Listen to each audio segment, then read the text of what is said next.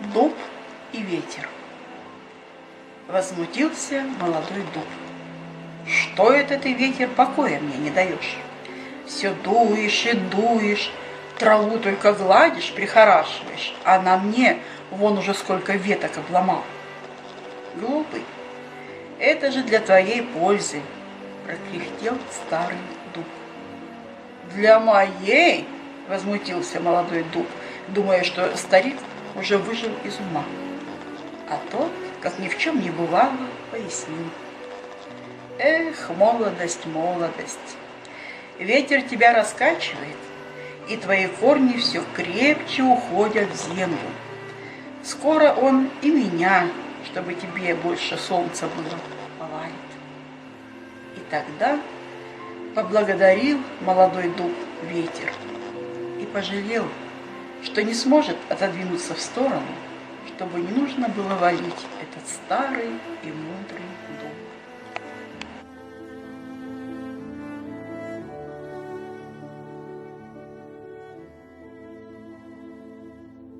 Простая истина. Завидовала поганка, что ее, в отличие от благородных грибов, в лучшем случае словно не замечают. И вот что придумала.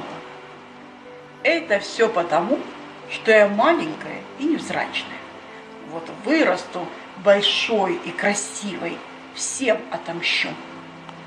И принялась она пить дождевую воду. Пила, захлебывалась уже, но своего добилась. Стала выше самого большого белого гриба.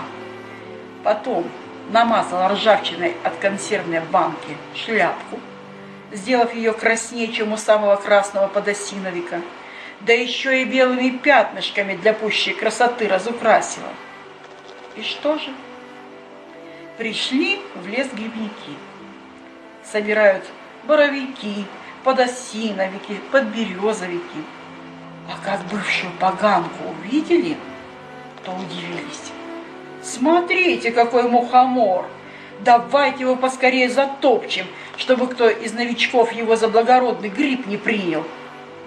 И затоптали, несмотря на то, что поганка стала большой и красивой. Дело ведь не в том, кто и каков ты снаружи, а что у тебя внутри.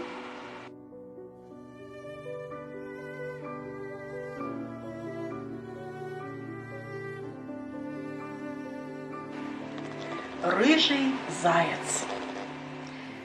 Посмотрел на себя заяц зимой, посмотрел летом и подумал: и что это у меня только две шубки, белая да серая?